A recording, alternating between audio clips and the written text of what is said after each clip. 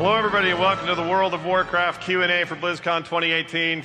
We've seen more choices and more player agency in this expansion, particularly in the beginning when you had the option to wear masks and spread the blight.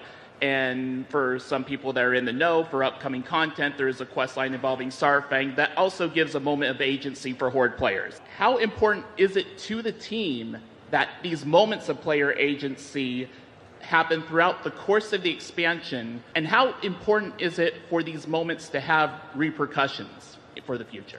So right now what we're really kind of doing is testing the waters. And we want to make sure, though, anytime you are presented with that type of a choice, that it has, that it matters. My question is on behalf of the Horde. When is the Horde getting its true war chief back?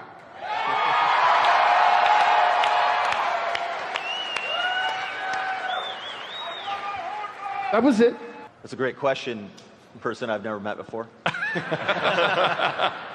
There may very well be a job posting up soon on the Orgrimmar War Board looking for new war chief. I don't know. It might happen. And if there is, we'll call you. The 20% auction house fee has hurt a lot of casual players. Did you have any other ideas when you were implementing it, and when will it be removed, if so? It's a Band-Aid. As we've been able to increase concurrent realm populations, we finally hit a point where actually one of the limiting factors on how many people we can put in a single realm at the same time is the auction house just crumbling under that load. We need to rebuild the foundations. It's something we're actively working on. And then at that point, there'll be no need for the Band-Aid anymore. Will the items in WoW Classic, will the transmog be added to the live Battle for Azeroth account on the shared Steam account? You want to play Classic, and you want to know if the things that you're getting in Classic are going to make their way over to Modern WoW. Yes. No. You did a blog post a while back showing off class relics, and I was just wondering if you had any plans of ways you're going to further enhance that class fantasy. We've tried to, kind of infuse that into a few systems since that time. It's something we're probably going to see in Heritage armor moving forward, probably a little bit more piecemeal in individual armor sets as opposed to like a wholesale solution, but to answer your question, we also are still working on it. So. I feel like character progression, especially when it comes to leveling, is not quite satisfying. For instance, say if you're going from level 60 to 64, it takes you 3 hours, you only gain one meaningful ability, no talent, nothing. Wouldn't it be better to just implement a level squish so you gain one level in those 3 hours and you gain one ability? So even though you're playing the same amount of time, it just feels psychologically better. We are not satisfied with what leveling has turned into, at the high end especially. We agree something needs to change. It's actually one of the top things we're discussing as we look at the road ahead, because it's not tenable both to keep adding as many levels at the top end as we're doing without meaning behind them, and even just leveling up, going long stretches with no new abilities, no new talents, that's not satisfying or well-paced. I was wondering what steps you might be taking to address the toxicity that's kind of pervasive in the public chat channels. Thank you for the question. Expect us to be much more thoughtful and better at this, but it's something we're active with all the time. Why is there so much RNG in the game? And do you have plans to, I guess, sort of move away from that, where the time that we spend, we know we're working towards something and we can actually get that thing? In Tides of Vengeance going forward, we're reintroducing a couple of vendors, notably for Azerite armor. I think we've perhaps swung too far in the pure randomness side, and I think trying to pull back and find a middle ground. Can you put a smart loot system on our mythic caches? We really focused one of our solutions to improving Azerite armor delivery on the Mythic Keystone system, because, right now, if you want a specific helm, let alone a helm, period, there's no guarantee that any number of weeks of running Mythic Dungeons is going to give you one. That's one piece. We don't have anything to announce right now that we can implement, but it would be great to have some improvements in sort of streak breaking when it comes to seeing the same slot multiple times. How does the dev team see Azerite gear evolve and improve through 8.1, 8.2, and on? In Tides of Vengeance, once Season 2 begins and beyond, you'll actually have 2 outer rings that contain a total of 3 traits. That also means that there'll be 3 times as many pieces of gear that have any single trait on them. Now, we're continuing to add new Azerite traits. We are replacing some of the ones that feel, frankly, kind of lackluster. And then I think as get even further beyond Tides of Vengeance, we're definitely looking at additional ways to grow the system, including maybe adding more depth to the Heart of Azeroth in particular, and having some choices that you make that are meaningful within that, a bit more like the artifact weapons that we knew from Legion. Are you going to pull more things back off the global cooldown? We're in Tides of Vengeance. For Prot Warriors, Ignore Pain is coming back off the GCD. We are pretty satisfied with the offensive cooldown portion of it. Being able to charge or heroic leap out after getting in that last second execute and dodging the boss's AoE that felt very empowering that you can no longer do. We agree we're going to take those movement abilities back off the GCD. I was wondering if we'll ever get like a color wheel or be able to dye our armor? The big answer is not for everything, right? When we paint the textures that we paint them much in the same way that you would like a traditional oil painting. So there are all kinds of layering of, if you look at purple, it's not just purple, it's blues and reds, greens, contrasting colors, and all of that color information is what gives you depth. And that depth is what makes the world look as rich as it does. As you know, you've taken off a lot of situational abilities over time. A lot of niche abilities, and those are actually a lot of fun to me. So if it results in the homogenization of utility, would you be willing to diversify the gameplay of specs back to a level that we saw in the Mists of Pandaria? I think the concern with some of what Mists and Warlords era talents led to was a lot of just repeatedly shoring up weaknesses. We'd rather double down on strengths and have classes and specs stand apart from each other so that each have moments where they can excel. With CRZ and phasing off the table for Classic WoW, how will you address server population concerns in Classic, both with caps and possibly with low pop realms? First off, the demo is kind of a special case, right? Because it's not an organic world where everyone is spread out. It's literally every single character using a template being created in the exact same point in the world in Barrens or Westfall. We leverage that tech to make the demo experience run more smoothly.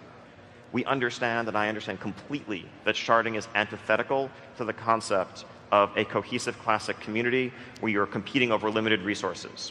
That said, the first few weeks, when everybody is packed into Valley of Trials, when everybody is packed into Elwyn, we think we can use sharding there in a limited, time-limited way to solve the initial launch day load problems while making sure that in the long run, as server communities solidify, there's a healthy population and a single world for everyone to live in. I noticed that Greymane is obviously getting the spotlight a lot lately, especially in Battle for Azeroth and, of course, of Legion. I was wondering, will we be seeing any sort of development on the backstory of Gallywix? How has being part of the larger horde kind of affected him as a leader? Is he just this two-dimensional, money-grubbing dude? Any more development as far as what's his attachment to his people? We're going to look into it. If we're getting a Jara, though, what's happening with the cannon? That's all I need to know. Are we firing that? How do you make a big cannon and never fire it? Foolish. We're going to fire that cannon. In regards to transmog restrictions, can we ever expect more freedom when it comes to transmogging into different types of armor, different armor classes? So some of that is about class fantasy, it's about silhouette, it's about, when you see a human wearing plate mail, you can draw certain inferences about who they are, what classes they may be, and then once you see them take a couple of actions, you learn a bit more about them. That said, we have been loosening those restrictions in certain places with cosmetic armor sets, notably the heritage armor sets, and we're excited to keep introducing new heritage armor sets as content updates roll out. In Tides of Vengeance, going to make you able to transmog over fist weapons with an array of one-handed weapons. Woo! So one step at a time, chipping away at those restrictions. Sorry, we still can't fix wands because wands are weird and they actually do range damage with unique animations, but for now, fist weapons. How are you going to differentiate between what Sylvanas is doing and Garrosh did? Yeah, what's the difference between Sylvanas and Garrosh at this point? Well, the story's not done. Yes, I'm going to tell you, wait and see, and of course all of that. But I will say this. If I were Sylvanas and looking at what Garrosh had wrought, I'd probably think Garrosh was an amateur. If we're on an island expedition or in a war front where we're directly against the other faction, why are the PvP talents not being activated? Because you're not fighting other players. PvP talents are specifically tailored to provide an array of options for fighting other players of regular, character classes. I think it's also part of why in War Mode, we opted to turn those on by default in all situations rather than having them toggle on dynamically if you jump into PvP combat. A follow-up question to that is that there was an announcement of being able to do battlegrounds using the Island Expedition technology of the NPCs. Will the PvP talents not activate there then? Because we're not playing actual players? Good question. That's a problem with legalistic technical answers.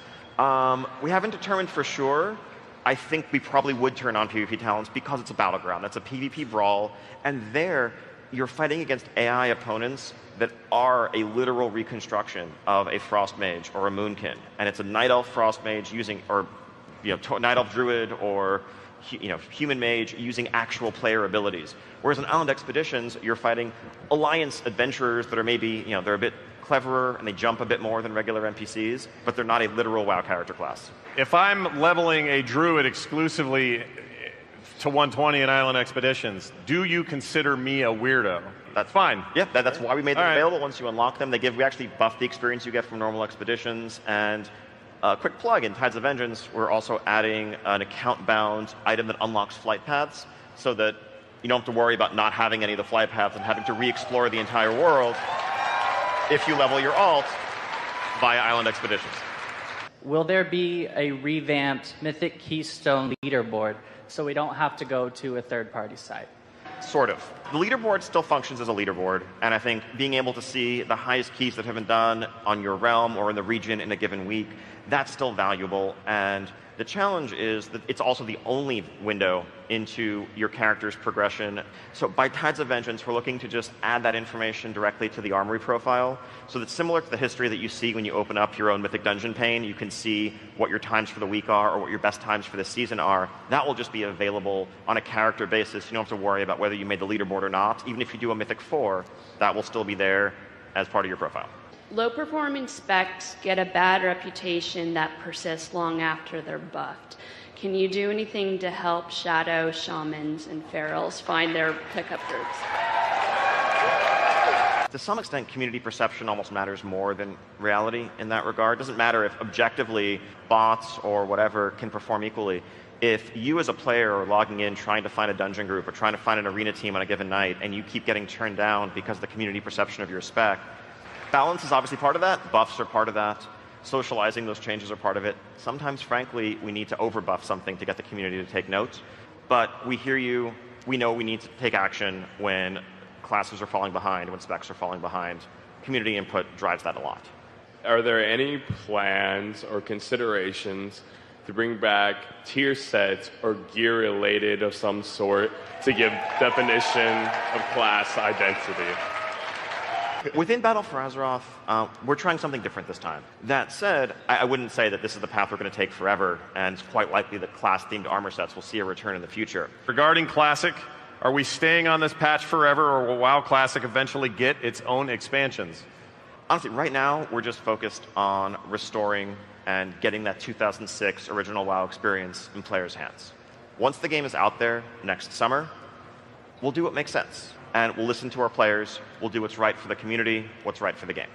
Oh yeah, one more thing. Thank you all for the great questions. Especially thank you to those who didn't get a chance to ask them, who lined up. Apologies for that. We have your questions. We will do our best to get an answer up on the forums within the next week or so for the questions that didn't get asked, because you deserve it. Sorry again. Thank you very much, everybody. Have a great BlizzCon.